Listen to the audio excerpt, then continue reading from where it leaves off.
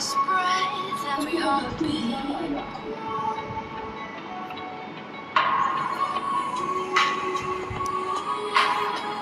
You know I'll come running.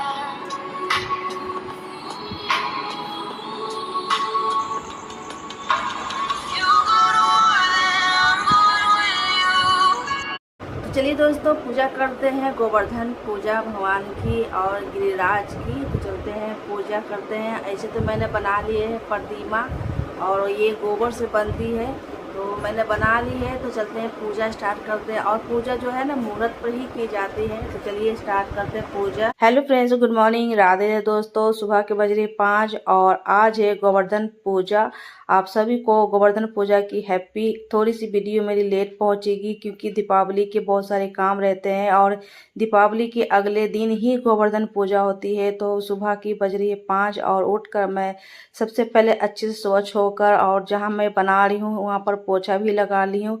तो यहीं पर हम बनाएंगे और पूजा भी करेंगे। तो सुबह की 5 बज रही है और बनाते बनाते 6-7 बज ही जाएगी क्योंकि बनाने में भी टाइम लगती है। थोड़ी सी वीडियो मैंने स्पीड कर दिया है, ऐसे तो ज़्यादा ही टाइम लगा था। और 8 बजे तक मुझे पूजा कर लेनी है, तो मुहूर्त के समय पर ही पूजा करेंगे, इसलिए मैं थोड़ा जल्दी जल्दी कर रही हूँ। और बनाने के बाद फिर से जाऊँगी स्नान करने, नहाने यानी कि फिर से शावर ले लूँगी हल्के फुल्के। और अभी तो ज़्यादा टाइम नहीं हुआ है, लगभग टाइम पर मेरी पूजा हो जाएगी। तो यहाँ देखिए गिरिराज भगवान जी बन के रेडी हो गए हैं, गोवर्धन भगवान जी। और जो भी थोड़ी सी मैं डेकोरेशन करूँगी, ज़्यादा टाइम रहता था और अच्छे से भी डेकोरेशन करती क्योंकि टाइम बहुत कम है, इसलिए जल्दी जल्दी में जो है ना धान के जो लावे होते हैं उससे हम इनके श्रृंगार करेंगे और कलर जो चावल होते उसी से हम इनका श्रृंगार करेंगे।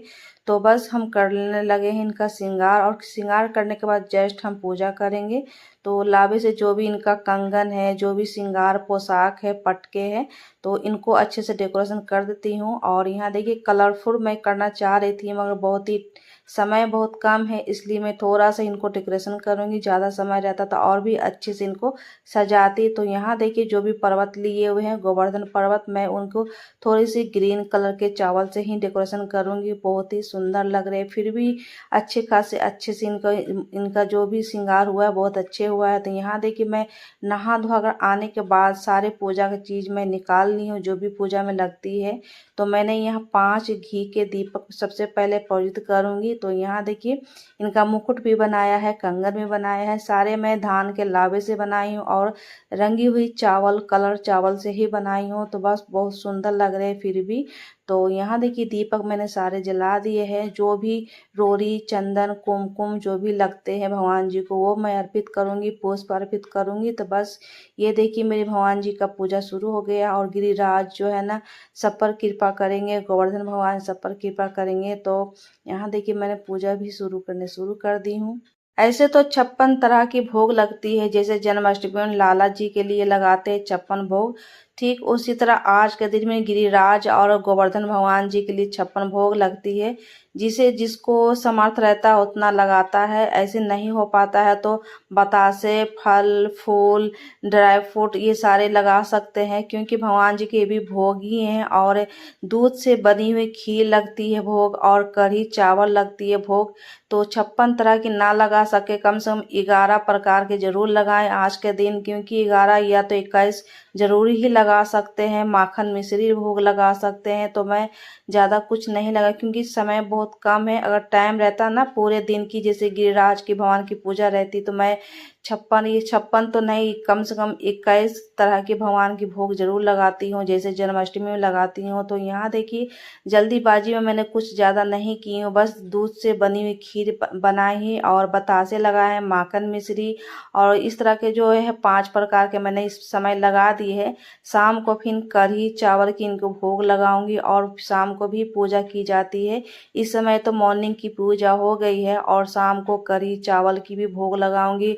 और इस दिन ना गाय को जरूर खिलानी चाहिए, जैसे आप जो भी बना रहे हैं पकवान बना रहे हैं, खीर पूरी हलवे कुछ भी बना रहे हैं ना, कढ़ी चावल बना रहे हैं तो गाय माता को जरूर इस दिन खिलानी चाहिए।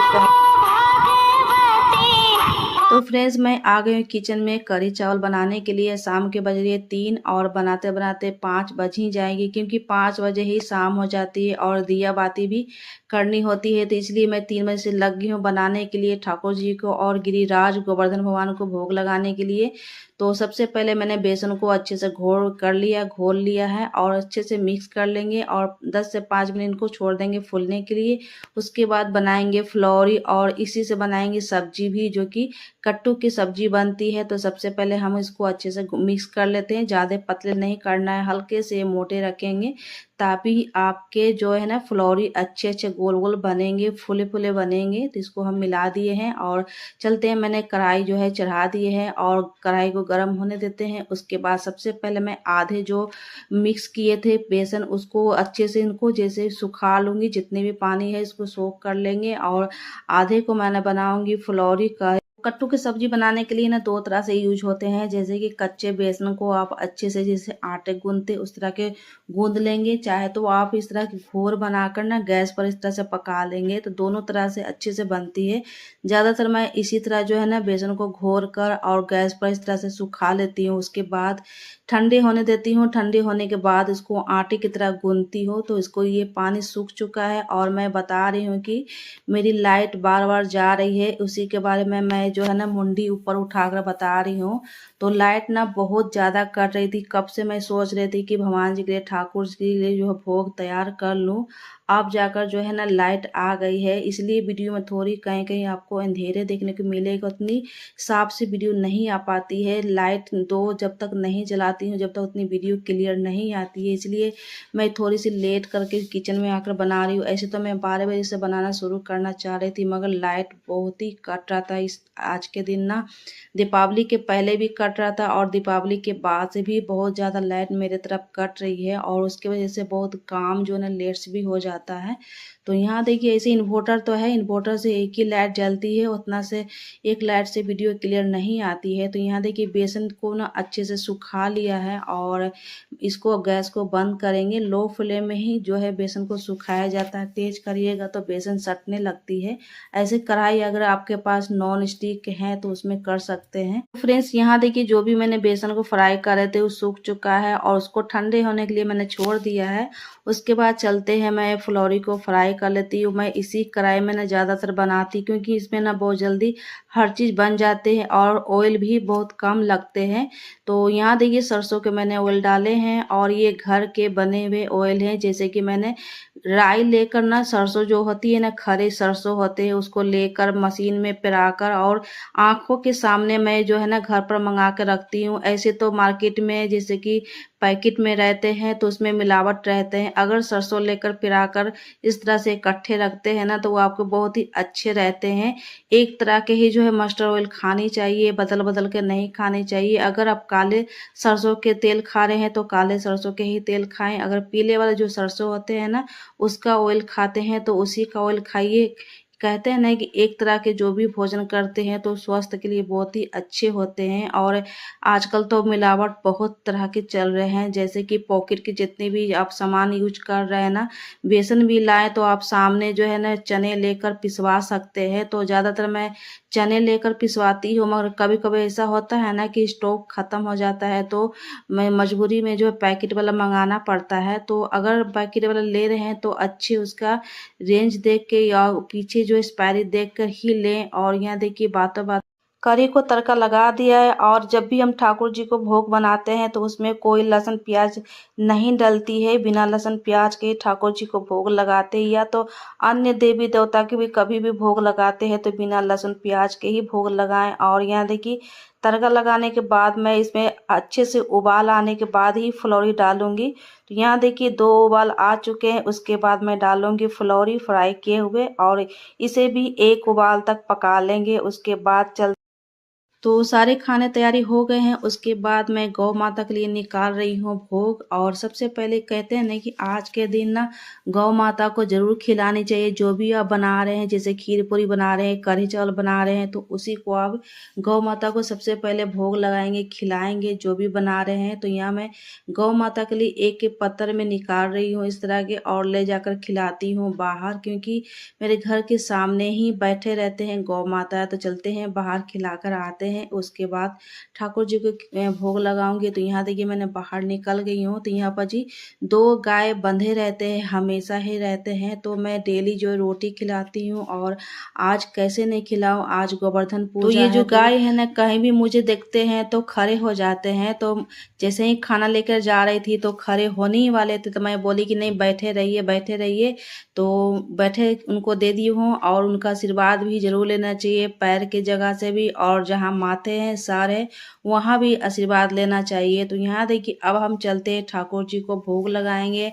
सबसे पहले जहाँ मैं गोवर्धन गिरिराज को जी को पूजा की थी वहाँ भोग लगाएंगे, थोड़ी सी जल की इनको जल अर्पित करेंगे। उसके बाद बोलेंगे कि आइए ठाकुर जी, गिरिराज जी, गोवर्धन भगवान जी भोग लगाइए। मेरे जो भी रूखी सूखी जो भी भोग है स्वीकार कीजिए, और प्रणाम करेंगे, गोड़ लागेंगे। उसके बाद ठाकुर जी को जहाँ मेरे कन्हैया है उनको भी इसी भोग को भी लगाएंगे। तो यहाँ देखिए कन्हैया लाल है और लड्डू गोपाल है, तो इनको भी भोग लगा देंगे। और फिर से मैं आ गई हूँ। उस दिन मैं जो है ना मिठाई नहीं खिला पाई थी दीपावली के दिन, तो काफ़ी ज़्यादा व्यस्त रह रही थी पूजा पाठ में ना, तो उस दिन मैं भूल गई थी इनको खिलाना। तो दोबारा से मैं फल और मिठाई लेकर आकर दोबारा से खिलाने आई हूँ। तो फ्रेंड्स, कैसा लगा मेरे आज की गोवर्धन पूजा पाठ की वीडियो, और मेरी ब्लॉग अच्छी लगती है तो प्लीज़ चैनल को लाइक कीजिएगा, सब्सक्राइब कीजिएगा, अपने फैमिली फ्रेंड में शेयर जरूर कीजिएगा। तब तक के लिए thank you and bye bye friends.